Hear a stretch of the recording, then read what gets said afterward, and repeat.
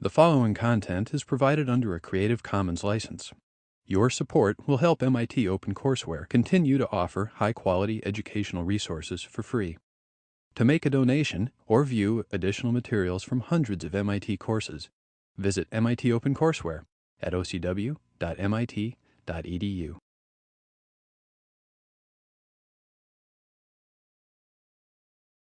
There are various kinds of neorealisms, right? Flavors of neorealism. An Italian flavor, a French flavor. There is a kind of tonal difference that's worth paying attention to. And maybe I can capture it oversimply in two short clips for you. So the first clip I want to show you is from an Italian neorealist film, the last really powerful, fully neorealist film that De Sica himself directed, a film called Umberto D, made in 1952.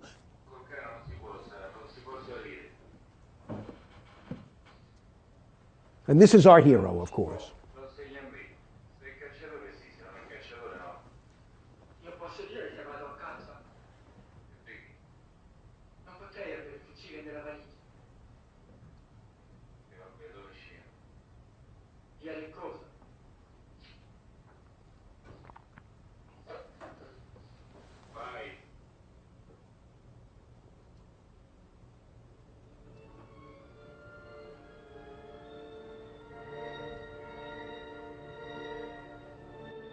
And you know, compare this, think about this scene and then compare it to the opening scene of The 400 Blows, and you'll feel the difference in mood, I think.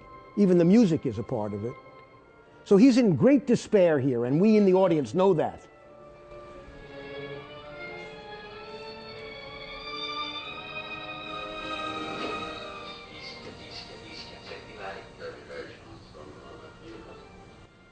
Random dialogue, we don't even know who said that.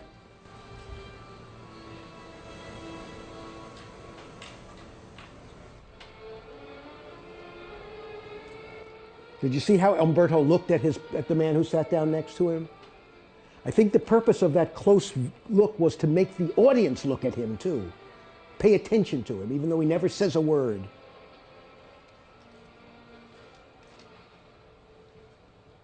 It's possible that these scenes might make some members of the audience think that he's thinking about jumping off a building. Why, freeze it, James.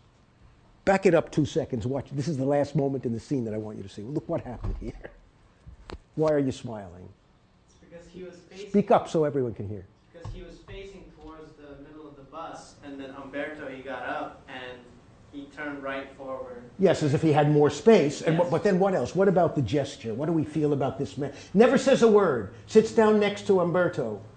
When he goes like this, what do we feel about him?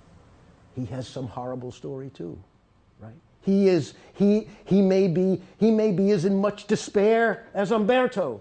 The point, of course, is remember I talked quite a bit in earlier lectures about what I call the retarding impulse in certain neorealist films and also in certain films of Renoir. The extent to which what suddenly happens as the camera is looking at the world, it finds a locus of interest that may be distracting in some sense. Now, it doesn't truly distract in the sense that it takes you off completely on a digressive course, but what it reminds you of is the complexity of the world.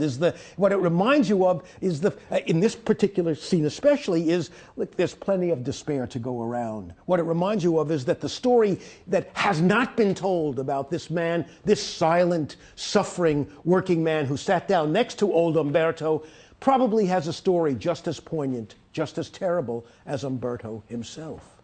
And it's one of the ways that the film has of enlarging the implications of the individuated story that it tells. But the most significant thing about this moment, it's a moment in which the camera, it doesn't actually swerve, but look, the camera stays, even though our hero, the protagonist, moves off the bus, the camera stays briefly on that man with the hat. Can we watch it just the very end, James, one more time, just to get another look at it?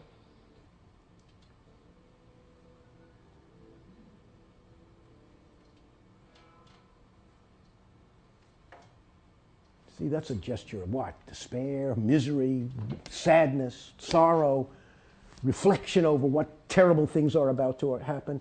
And the idea that that story has not been told is as significant for our understanding of the film as the story that is told. Right? Now, so there's a similar. I don't want to call it a digressive impulse, but let's call it an impulse toward noticing what is not at the center of the story. An impulse toward partial. We might call it an impulse toward a partial kind of distraction, an attentiveness to the world that is always threatened or challenged by new options that it might want to look at, right? And this is not all of these impulses lead to misery or despair, even in the neorealist tradition. But the point I want to make is that I think the neorealist tradition is more of a tradition. It lays more emphasis on social problems. Its stories are often parables of impoverishment or parables about disempowerment. Right? Now, the film you're going to see tonight, The 400 Blows, could in many ways be said to fit that description. But there's a lightness, a lyricism in it that undermines this, that doesn't sustain the kind of heavy mood, the mood of disturbance, the mood of quasi, if not tragedy, the mood of misery that often, or at least of very alert social awareness that permeates neorealist films. So here's a moment from the film you're going to see tonight, but it's a very distracting moment.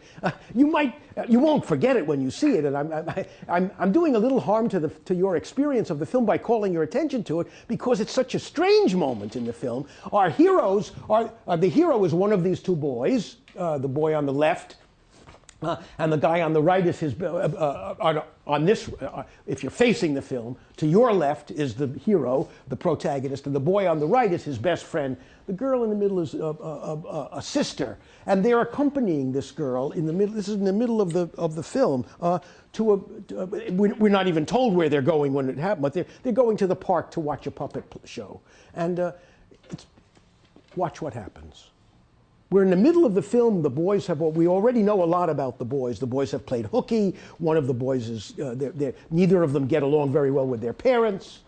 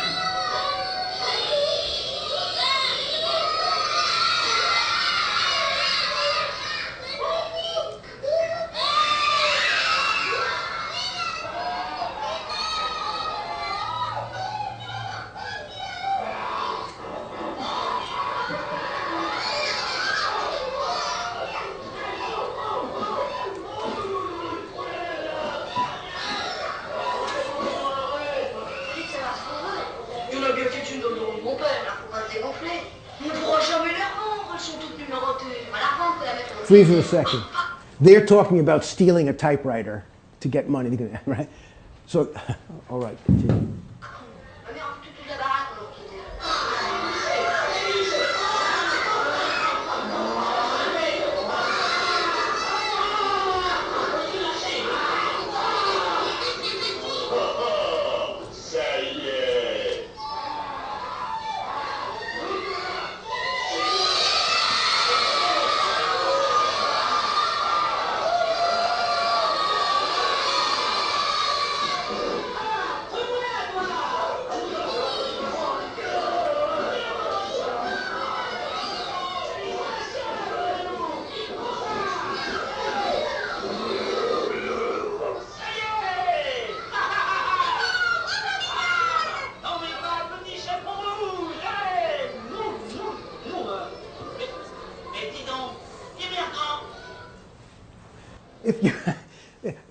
One thing I should say immediately is that this scene alone would give you a very false sense of the film if this was all you ever saw of the film. And I hope the fact is it comes as a tremendous shock when you're watching it. Although you enjoy it when you're watching it, you're wondering, why has Truffaut spent so much time on these faces, so much time on these children? We never go back to such a scene. None of the little children's faces that we see there do we ever see again in the film. Something happens to the movie here. It's almost as if it gets sidetracked. It's interested in the boy and in his friend, when we're watching this scene, it certainly occurs to us in the film. My goodness, the scene might be useful, but why has it gone on so long? And I think the simple answer is that the film that Truffaut, the camera, became preoccupied by the astonishing variety and vivid individuating complexity of those children's faces. That interest, that the drama of that became so interesting to the camera, to the filmmaker, that he couldn't quite desert it without giving it its just due, even though from a narrative standpoint, it doesn't really advance the story very, very well. But that moment, when we do cut back to the two older boys sitting in the back, talking about stealing something, does justify the scene. Why? What does it show? That they're separated from innocence, that they're too old for this thing, right? They're sitting there. Everybody else in the audience is absolutely rapt, right? Now, they're a little younger, right? The implication is these boys can't participate in the joy of innocence any longer, that they're already too old for it in some sense, and that, almost because of their own behavior, the choices they've made. So the scene does further a central element in the film, clarifying our sense that especially the protagonist of the film is being wrenched too quickly out of childhood, is being forced out of childlike circumstances into circumstances that no child should have to face. So it does in some sense dramatize that, but it dramatizes that in a very imperfect way if that were its primary purpose. And what we have to say is, no, that's not its only purpose. The film is stopping here and watching this joy in these children for the same reason that Jean Renoir stopped to watch Boudou do his tricks in the water. Not because it was furthering any plot, but because the spectacle of Boudou's pleasure became what was interesting to the film, to the filmmaker, and to the camera. And so that one way to understand the difference between these forms of new realism, these kinds of neorealism, the Italian and the French, is to say that the French is more open to this lyrical joy, that there's a lighter tone, that the social and political dimensions of the story are not obliterated in Nouvelle Vague films, but they play a lesser role. They're less central. There is no programmatic social message in most of the Nouvelle Vague films, even though there is, by implication, as you'll see in The 400 Blows, certainly a powerful critique of adult society and of the ways in which disempowered creatures like children are treated in modern society. Even so, and that theme is there, it's at the center of it, and there's no question that it's significant, but it is surrounded by other complicating attitudes and themes that make the version of new realism that the French develop in the decade beginning around 1959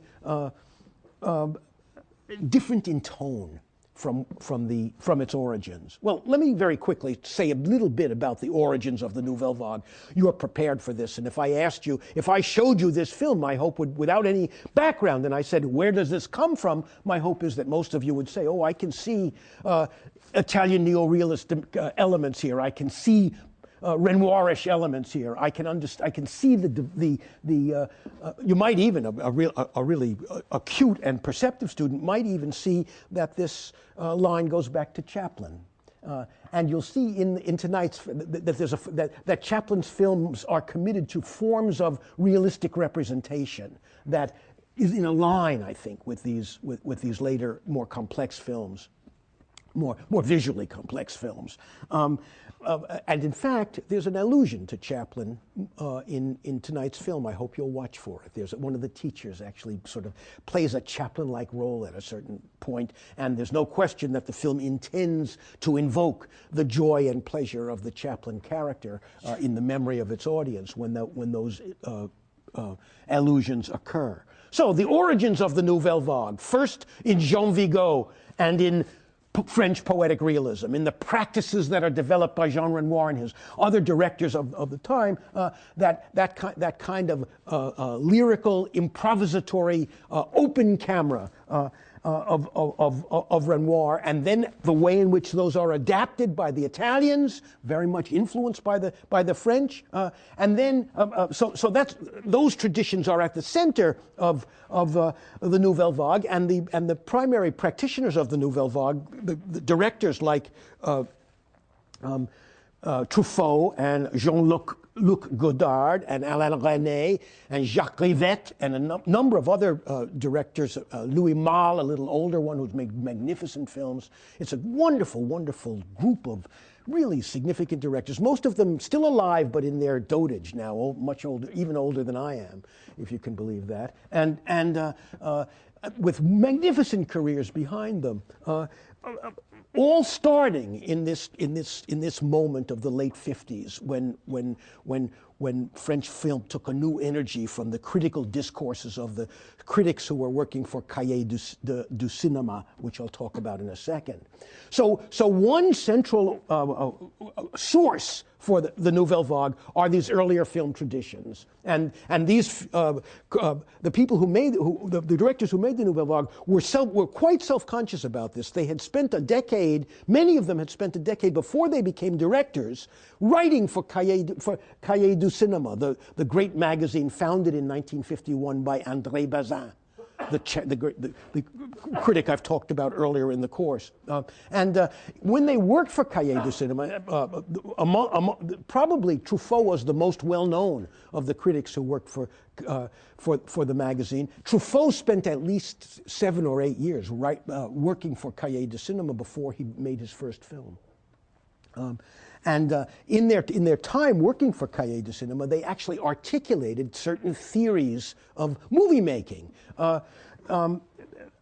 One of the theories that they articulated, or an aspect of their overriding theory, was articulated in an article, in a very famous article that was written by Truffaut himself before he became a director, before he became an actual director. And the title translated went something like this: a certain tendency of French cinema. He published this essay in Cahiers du Cinéma in 1954. And it was an attack on the tradition, on what he called the tradition of quality, in quotes, the tradition of quality in French movies. It attacked contemporary French movies for being stiff, for being too literary, for being too much of the establishment, for not, and the other thing that that article and many other articles in Cahiers du Cinéma did was they began to write very favorably about American studio directors. The directors who worked under the Hollywood system most effectively, among them especially Hitchcock. And in fact, Truffaut did a series of interviews with Hitchcock, later published as a book, Truffaut on Hitchcock, or Truffaut Hitchcock. I forgot the exact title in English.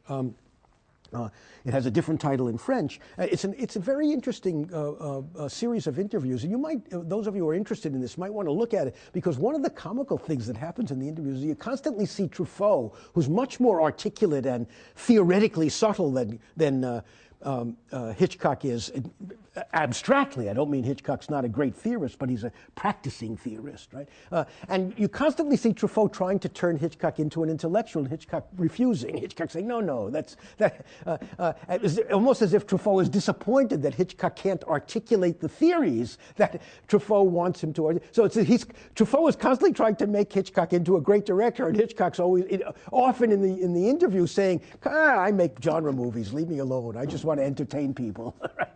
So it's comical. And in fact, I do think that the French inflated Truffaut, that Truffaut especially inflated Hitchcock's reputation, maybe even beyond what it actually deserved. But in any case, well, it was subversive of the Cahiers de Cinema critics to write about American directors, studio directors, because these were the American studios were held to be the essence of commercial popular art, nothing artistic in it at all. And it was the French, and in fact, it was these French critics who first began to write about American directors in a way that showed respect, recognized their complexity. It's a great irony that the French recognized the artistic value of American movies before the Americans did. And at the very time that the Americans were swooning over European art cinema, right? This is the period when the Nouvelle Vague appears, when I was in college, right? In the late 50s and early 60s. And it was an extraordinarily exciting time in the United States for people interested in movies, not because of the American movies that were being made, but because there was this astonishing, what seemed like an astonishing flower of European and Asian cinema. It's also the moment of Kurosawa, as I'll mention next week when we talk about Rashomon, and Kurosawa's intervention in world cinema occurring earlier in the 1950s at the same time as the Italian neorealists. So it was an incredibly exciting time, but it wasn't the time, and Americans, educated Americans for the first time began to realize that the movies weren't just popular entertainment, but were serious works of art. The irony is they recognized this about European films, but not about their own films. And it took another generation, really, before a serious attention to American movies was paid by American scholars and American critics. An interesting irony. A further sort of articulation of some of these of the theoretical underpinnings of the Nouvelle Vague came from the director and theorist Alexandre Astruc, born in 1923. His most famous, he was a good director, an admired director, but he's most well known as a scholar, as a critic, of a theorist. And his central theory, then elaborated and embraced by generations later, including Bazin and the writers for Cahiers de Cinema, was focused on the term camera stylo, camera-pen, as if what he imagined was that the camera should be wielded by the director with the same subtlety as the writer wields his pen. And it was an idea that the visual style of a film could have the suggestiveness and subtlety of a literary work, right? And it was, when Astruc articulated this, it was rather a revolutionary idea, and it was elaborated further, picked up, and the directors of Cahiers de Cinema were very powerfully in favor of what came to be called the auteur theory, right? Author, that's French for author, and the auteur theory essentially is that the director of a film is an author who leaves his signature in every frame of the film. It's a radical oversimplification, of course, because films are such collaborative enterprises, but it is still nonetheless true that it grants to the director a kind of respect and authority that is certainly justified in the case of many, many films, where the director is the dominant and central creative energy. And this, of course, has been especially true in Europe, and even more especially true in France, perhaps, than in any other society. So auteur theory was a very important sort of underpinning, encouragement to the Nouvelle Vague. So when these critics turned movie makers began to make movies, they had a ready-made theory for why they were doing what they were doing. They were hostile to certain forms of pretentiousness in contemporary French films. They wanted some of the energy and power to entertain that they associated with the most gifted American directors, but they also wanted films that expressed a signature individuality. They thought films ought to be and were the expression of the sensibility of their director. And the film you're going to see tonight certainly embodies those values. One way to think about the moment at which the Nouvelle Vague emerges in both French and in global culture is to think of the year 1959-60. I used to say just 59, but there's some dispute about when Jean-Luc Godard's film was actually first appeared, whether it was 59 or 60, so I've added 1960. But these three films appeared within a very short time of each other in 1959-60, and all three of them are thought to be sort of the origins of the Nouvelle Vague, the moment when the Nouvelle Vague declared itself as a major film movement. But Hiroshima Mon Amour was a dramatically important film when it first appeared. In the foreground of the film is a story of a love affair between a Japanese architect and a French woman, right? And the love affair is in the foreground, but in the background is Hiroshima and the dropping of the bomb on Hiroshima. And the story of the lovers, I don't mean that it takes place while Hiroshima is going on.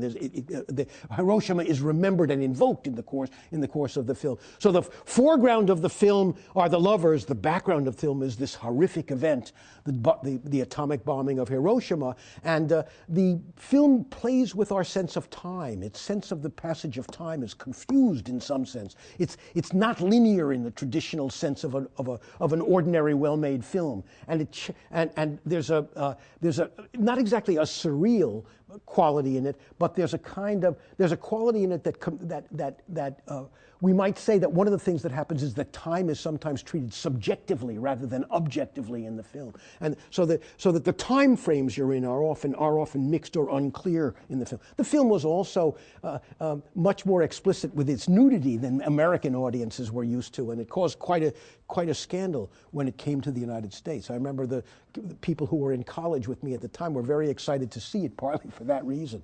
Nudity was much rarer in the popular culture when I was your age than it is today. An even more dramatic and radical movie was Jean-Luc Godard's Breathless, which tells the story of a third-rate criminal played with astonishing panache by Jean-Paul Belmondo, with a cigarette stuck in his lips through most of the film. And there's one moment in the film where Belmondo walks up to a movie marquee, I think, or outside a movie theater, and he sees a poster advertising a film with Humphrey Bogart. And he looks at the film and he tries to imitate a Bogart move. He goes like this, puts his arm. Bogart had a move like this, and he says something like this, "Bogey," he says in his French accent, and you can see in a certain way that he's patterning himself on Bogart, the Bogart who played ambiguous, sometimes criminal characters in the movies. And it's one of the earliest examples of something that becomes really common in America, for example, in the great television series The Sopranos, where all the gangsters are constantly invoking The Godfather and other fictional gangsters and modeling themselves on them or quoting scenes from them. Well, Belmondo's character in Breathless is one of the first gangsters to pattern himself on gangsters out of popular culture instead of being a real gangster. And there's a moral ambiguity in the film that is never fully resolved, because the protagonist of the film is this. We're not going to show that, James. We don't have time for it. I was going to show you a clip, but there's no time. It's quite a remarkable film. Some of you might want to look at it. It's available from the Film Office. And the central ambiguity is that we identify in some degree with the protagonist. We follow him all the way through the film. Very early in the film, he actually commits a murder. It's an accident. He doesn't intend it. It just sort of happens, but he still is a murderer. We see him, he steals a car in the very opening scene, and then he ends up murdering someone. He's on the run. And for the rest of the film, he's on the run. He takes up with an American girl played by Jean Seberg, who ends up betraying him to the cops. And in the very final scene of the film, he's shot down by the police. And we see him running down the street with a wound in his back, finally falling in a very dramatic way with his girlfriend coming and looking over him. And the ending of the film is very strange, because it leaves the audience uncertain about what its attitudes toward what has happened ought to be. Should we resent this betraying girlfriend as an evil character because she sold her boyfriend out to the cop? On the other hand, her boyfriend is an amoral murderer and thief who doesn't seem to care about anyone, much less her, and yet there's a kind of charm and an erotic energy about the Belmondo character. So the film, the film's moral and psychological grounding is unclear, and so it was very powerful and significant for that reason. And then finally, The 400 Blows even more successful film in a popular sense than either of those two, appears in the same time frame, and it won the Best Director's Prize at the Cannes Film Festival in 1960, and it put Truffaut on the map. It made Truffaut a famous director, and he never really looked back after that. He went on to have quite a remarkable career.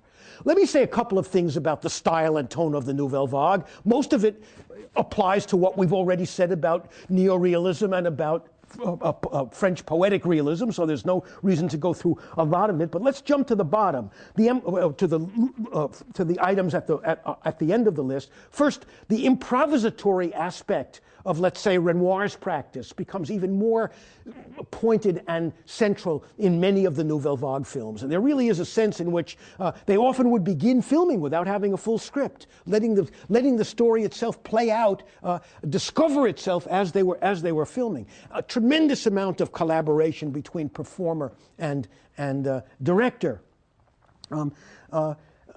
So both plot and dialogue are often the result of a kind of inspired improvisation. Even more significant is the commitment in the Nouvelle Vague, even more powerful, much more powerfully than in the earlier realisms, toward a use of a style we might call a discontinuous style, a jumpy style, an edgy style. What's a jump cut?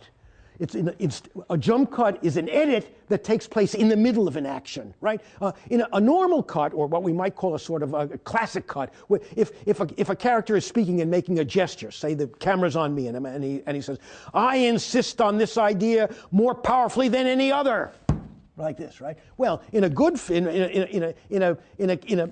classic sense, that you would wait till my fist came down before you cut, right? But if you did a jump cut, it would say something like, "I insist on this idea more than any other." Or maybe not even let me get the word "other" out, and it would cut to another scene, right? It creates a sense of discontinuity, or of jaggedness that reminds you that life itself is not so smooth, and that the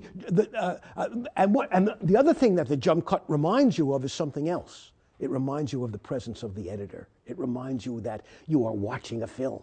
It reminds you, and it's a very quiet way of doing this, and these films have other more explicit ways of reminding you that you're watching a film, but there is in these films not only a use of discontinuous editing and what David Cook in his History of Narrative Film calls elliptical editing, right? In which things are much more compressed.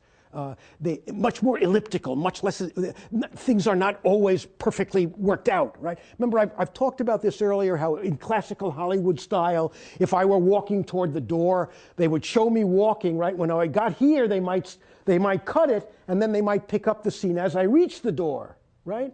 But in a Nouvelle Vague film, they might show me going like this, and the next cut, I'd be in the next room, or in bed with my girlfriend. Right? They wouldn't bother to show, right? They wouldn't bother to show in my case, it would be my wife. Please, important. They wouldn't bother to show that progress because it's silly, it's unnecessary, right? I mean, and that's what is meant by elliptical editing. I mean, it makes a greater demand on the audience, but it also has the effect of making you, it has the effect of creating a continuous, quiet sense of what I call self-reflexiveness or self-awareness in the film. That is to say, you are aware almost every moment of these Nouvelle Vague films that it is an artifact, that the film has been made by human hands, that various strategies and gestures have created these effects. And that distances you from the material in some sense, but it opens out a new topic, and that new topic is film itself. And many of the Nouvelle Vague films, and especially the films that come after the Nouvelle Vague, but influenced by it, turn out to be films that one of their topics is the making of movies themselves, the films about film. And there are a couple of wonderful examples of this in Truffaut's own corpus of work, including a very lovely, gentle film called a light film, not as profound as his most powerful films, but a beautiful, beautiful film. The French title is La Nuit Américaine, but it was translated in the English-speaking world as Day for Night. If you want to create the illusion that you're filming at night, you can put a filter on the camera, and even though you're filming during the day, it will look nighty, It will look dark, right? And in other words, it's a film a strategy of directors of photography. And that it's an allusion to that. It's called La Nuit, the night, the American night, because this was a strategy that was especially associated with American movies. Okay, it was thought by the French, especially by the Nouvelle Vague directors, to be shocking and ridiculous because you should film on location. You should minimize the falsity that is involved in setting up filters for your film, faking that it's night when it's really not, or faking that it's day when it's night, right? That kind of thing. But the film La Nuit Américaine is about the making of a film, and in it, Truffaut himself, I think, appears. He plays the director who's having trouble making a film. And it is, the film is interesting about character. It studies the psychological circumstances of its central characters with great subtlety and interest. It says powerful and interesting things about the erotic and personal connections among serious adults, and it also says something about what is involved in the making of a film. It's about making movies. Its subject matter is the making of a film. That level of self-reflexiveness or self-consciousness is always present in at least some degree in these films, and sometimes it can become an explicit central topic. These films, as I've already indicated, are full of allusions and references to earlier films, and that's and you're almost all. I mentioned the references to Chaplin. You'll see other references like this, I think, in the film. And in any case, the point is that these allusions. One thing that happens in this film, for example, is the characters go to the movies. There's a moment when the family goes to the movies, and the film that's playing is the title of a film by a friend of Truffaut's, Jacques Rivette, a film called Paris Belongs to Us.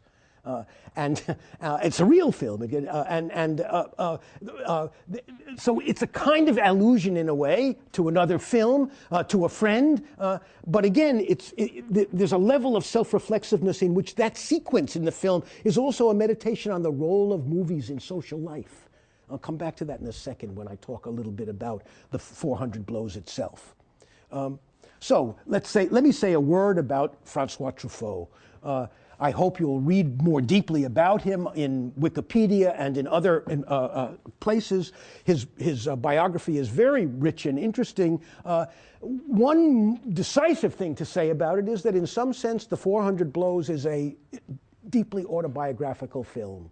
That is to say, Truffaut himself was born out of wedlock, lived with his grandmother. Not all the details are exactly the same in the film, but these details I'm giving you will show you how closely the film mirrors the reality of Truffaut's own life. He was raised by his grandmother until he was 8 years old. Then he lived with his mother and his stepfather, who gave him his name. And you'll see that that's an issue in this film, too. The father of Antoine Doinel, the central character, is his stepfather, not his real father. Lived with his mother and his stepfather until he was 14, was constantly truant from school. His father ended up turning him in, and he spent time in a reformatory. To escape his parents and other miseries, he joined the army at the age of 18, but he hated the army. He was constantly looking for a chance to desert. He finally did desert the army, and he was arrested. He spent time in prison for desertion, and he was really in big trouble. But he'd always loved film, even as a kid. And as a 14-year-old in Paris, he had found his way. You'll see that this is replicated in the 400 Blows, because the attraction of Parisian movies is one of the great escapes for this boy and his friend. So in his real life, he loved movies, and he went to the Bibliothèque France, the French Bibliothèque to watch films, and there he met André Bazin, who was already an eminent critic and was the co-founder of Cahiers du Cinéma. Bazin intervened in his case, apparently used his influence to get him either released from prison or have his sentence reduced. I don't know the exact details. He went to work for Cahiers du Cinéma and the rest is history. He worked for something like 8 years as a critic for Cahiers du Cinema, and then began to make his own films. And one of the most significant things about his life as a critic is that he was famous for being a nasty, incredibly unsympathetic critic. He was famous for the viciousness and unforgiving quality of his reviews. And think what it means that such a person should then, after 8 years of doing this and making enemies all over the French film world, should take the risk of beginning to make a film on his own. In many ways, very bold of him. But it's also true that the Cahiers du Cinema crew, as we might call it, was now, including the great eminence of Bazin himself, and a whole bunch of other, a group of other ambitious young critics who would be directors. Also, they constituted a kind of critical mass of folks with shared ambitions. So I don't want to make it appear that what Truffaut was doing was shockingly brave or courageous or self-destructive, but it was a dangerous thing because he was certainly opening himself to revenge reviews by other people who would certainly think, and he was really infamous for being nasty to other directors, especially to French directors. You'll see on the outline that I've listed some of his most significant films. And the films that have asterisks next to them, those 5 films, are all about the same character that you're going to see in tonight's film. They're all about Antoine Doinel. And it's a unique film record. It's a series of autobiographical films played by the same actor, who is a kind of Truffaut stand-in. And he appears, the second film that I have on the list, rather the third film, Antoine and Colette, I have it in quotations because it's not a feature-length film. It's an episode from an anthology film that appeared in 1962 called Love at 20. It was a very flattering thing for the young director to be asked to contribute to that. And so that's another installment of the story of Antoine Doinel. And then the next one takes place in 1968, Stolen Kisses. Again, in 1970, Bread and Board. And then finally, 9 years later, the final Doinel film, Love on the Run. It ends in an ambiguous way, like all the other films. And the character, one of the wonderful things, Jean-Pierre Leaud, L-E-A-U-D, I don't know how to say it, Leaud, who plays Doinel. You can see him aging through these films. It's a wonderful sequence. And those of you, if you like The 400 Blows, you might want to watch the other films. The 400 Blows is probably the best of all of them, but they're beautiful films. And what they show is, in some sense, Truffaut returning to this autobiographical theme at different stages in his life. There are even some scholars who have suggested that there's a kind of analogy or a mirror relationship between the young Jean-Pierre Leaud, the boy who played, the 14-year-old who plays the central character in the 400 Blows, that there's a relationship between or an analogy between his relationship to Truffaut and Truffaut's relationship to Bazin, as if what's happened is that Truffaut, with his young actor, is reenacting, but now on the other side, the mentor-mentee relationship that Bazin and Truffaut apparently enjoyed as well. I don't have time to talk about this remarkable list of films. The only film on this list that isn't wonderful, I think, certainly worth looking at closely, maybe 2 that are not absolutely first-rate. The one is the one in 1966, Fahrenheit 451. I mentioned it to you because it's such an interesting example, based on the Ray Bradbury novel, and it is his worst film. It's his first film in English. He didn't know English very well when he made it. It's an oddly heavy-handed and wooden film, but I still have some kind of affection for it, even though it's not a very good adaptation, because he was attentive to Ray Bradbury, attentive to the ambitions that are... It's a film that's theoretically much more interesting than it is in practice. But all the other films are very remarkable films and among the most significant films of their day. And let me just say one final word about the film I've listed there, The Last Metro, which starred Catherine Deneuve and Gérard Depardieu. In a way, it's a World War II film. It tells the story of a Jewish director who has to hide in the hidden basement of his theater while his wife, who is not Jewish, is able to run the theater above ground. And it tells the story of the importance of theater even during the war years, when Paris was occupied by the Germans. It's a very powerful and moving love story, as well as a story that celebrates the power of theater and the power of art in hard times. And it's a lovely, poignant, powerful film. I want to say a few words about the film itself. It's fairly straightforward, and I think you'll absolutely enjoy it. First, the title. Weird title, The 400 Blows. It comes from a French idiom, and the idiom means something like to sow your wild oats, to raise hell, right? And it's faire les 400 coups, to do or to engage in the 400, or to do or to make the 400 blows, means essentially to raise hell, to do a walkabout. Something that young people do. So, and of course, the title is very resonant. You end without any certainty about what the resolution of this wild behavior is going to be.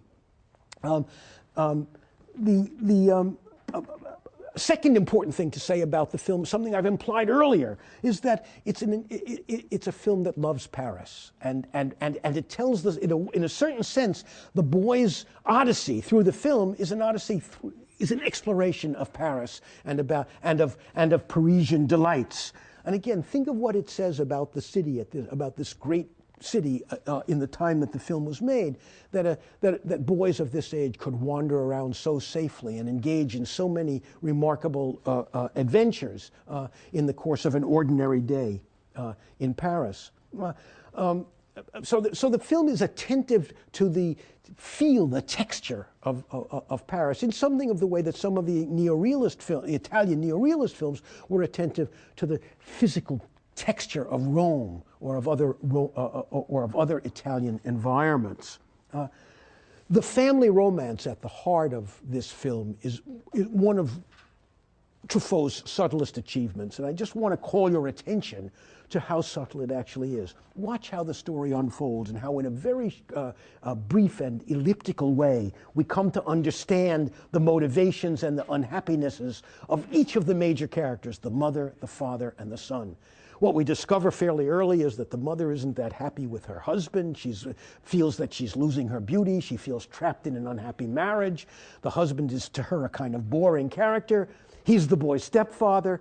Early in the film, we get a wonderful sequence of, remember, watch for the principle of multiplicity there, because so many things are going on simultaneously. The physical and social and economic environment within which the family lives is dramatized in those opening scenes. The boy's relation to his family is dramatized in those opening scenes, and the father's relation to the mother is dramatized in those opening scenes as well. And what we discover, of course, is that the father is actually, even though he's the stepfather, actually feels great affection for the boy, and they get along very well, much better than the boy gets along with his mother, who is actually his blood relative. And the mother's resentment partly has to do with the fact that she must feel that the boy has trapped her, and she's entering middle age. She thinks she's losing her beauty. She thinks she's chained to a child and to a marriage. And you can feel this. And there are certain moments in the film when the mother, for various reasons, is embarrassed over the fact that she seems to have been a bad mother, and she uses various strategies to reach out to her son, and some of them are kind of creepy, as you'll discover. She's a very complex character and the least sympathetic character in the film, because she behaves in many ways so shockingly toward her son. But even she, the least sympathetic character in the film, is treated in the film with a kind of complexity that we expect from adults. In other words, we don't think that she's an evil villainess who would like to, suck the blood of her child. Not at all. Not at all. What you feel is that she's driven to her hostilities and her unhappinesses by the confined and unhappy circumstances of her life. Not that she's totally forgiven, but she's understood by the film. Something of the same kind of thing is true for the husband who loves his wife and knows that his wife is probably dissatisfied with him, maybe unfaithful to him, and that colors his relation to his son, with whom he often feels a great connection. So there's a great poignant sense that this dysfunctional family is less happy than it needs to be, if only it could understand its circumstances. There's one wonderful moment in the film where some of the hostility disappears. And it comes at a moment that I mentioned earlier where the husband and the wife go off to the movies together, taking their son with them. It's like a family outing. That's when they go to see the Jacques Rivette film. And it's the one moment in the film where all three of the central characters in the film are happy together. And you might ask, well, what one? And you might ask why. Well, the father is happy because the wife is paying attention to him and is doing something with the family, right? And the boy is happy because the father and mother aren't squabbling with each other, and they're including him, right? And the mother is at least partly happy because she can see both of the men are delighted by what's going on, and because she likes movies too. So one of the things that the film dramatizes is the importance of film in human life. Is how film is a kind of escape or a respite from misery in certain ways, so it's a kind of commentary on the centrality of the movies as a source of information, insight, and consolation. Pay attention to the way the film is structured. It's not unlike what I've said about the organic form of certain earlier Italian and French movies.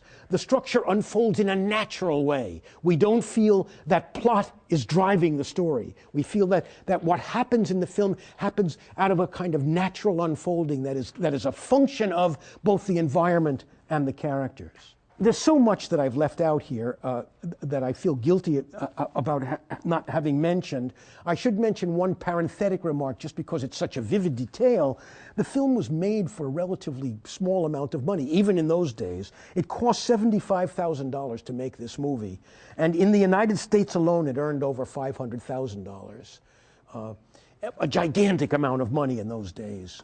So it was an astonishing success in that one. But let me end by saying one final word about the astonishing conclusion of the movie. The ending is beautiful in its own right. I mean, there's a kind of visual beauty that's constantly competing for your attention as you watch. The boy, as you'll see in the story, ends up in a kind of reform school. His crimes are so modest, and that's part of what makes the film so poignant. He's actually caught not stealing the typewriter that he was talking about stealing in that scene you saw. He's caught when he's trying to return the typewriter. He has an attack of conscience, and he thinks, I shouldn't do this. And he's caught returning the typewriter, and that's his big crime, right? I mean, most of the crime, and you'll see, one of the things that happens to him is when he's kicked out of he runs away from his family at one point. He spends nights in Paris on his own, this 14-year-old child. Very interesting, again, about the way the film celebrates the city of Paris as a nurturing, adventurous, exciting, not really dangerous place. But let me say one final word about the ending. At the very end of the movie, he kind of escapes. He makes a kind of escape from this reform school that he's in. And it's an immensely beautiful sequence in which we see him running through a countryside. And the running goes, and it's a tracking shot, an immense long tracking shot, and the camera follows him as he's running. It goes on in some sense something like the scene that I showed you where the puppet show seems to be going on forever. When you're watching the film, you'll see that it's strange because the puppet show intervenes in the movie without explanation and disappears from the movie without explanation. It's just something of the same kind of thing is true here where the beauty of the countryside starts to compete for your attention. But in any case, finally at the end of his run, he comes to the end, to a verge, to an end. He comes to the water. He comes to the sea. He'd always said he wanted to see the sea, but this is a very disappointing version of the sea. And he runs up against it. Watch how the music works. There's a beautiful use of a stringed instrument. I'm not sure what instrument, maybe a guitar, but anyway, a beautiful stringed instrument plays a melody that you've heard earlier in the film. And we see him running up to this verge. He runs up, and then there's an astonishing moment in which he comes to a stop and he's looking at the water, and the camera freezes on him. There's a freeze frame at the very end. It's the most famous freeze frame in the history of movies. And after this film, the freeze frame became a cheapo trick. You began to find it in television commercials. All right? But at the time that he used this freeze frame, it was an immensely dramatic effect. I don't mean nobody had ever used such strategies before, but it is one of the subtlest uses of a freeze frame in the history of movies. And it had and one of the reasons I want you to watch for it and pay attention to it is listen to the music as it's going on, because there's a kind of music that, and there's the tune is finally unfinished at the end. In other words, there's one final note that isn't played, but you've heard the note before, so you keep expecting it. And that's part of the power of that freeze frame at the end. When he's actually, I don't know if I think he's looking at us when the freeze frame occurred. But the point is, where is he going? What comes next? The film doesn't really have an answer. We don't know where the film is going. We don't know what's going to happen to this boy. So it ends on a note of open-endedness and ambiguity that's powerful and profound. We don't know, will he survive? But what we also know is that this has not been an apocalyptic ending. It's not a catastrophic ending. The boy is isolated. The boy is alone. He doesn't know what's going to happen to him. He doesn't know whether he'll be recaptured. He doesn't know where he's going to go. But I don't think we have any sense that he's going to die. We don't have any sense that this is the end of his life. We have a sense maybe that this is the beginning of his life. So there's a profound uncertainty, a kind of beautiful uncertainty, a beautiful ambiguity at the end of the movie that is partly captured in the complexity, in the complex relation between sound and image at the end of this movie. Those of you who have never seen The 400 Blows are in for a really great treat. The final films in this course are among the greatest films ever made.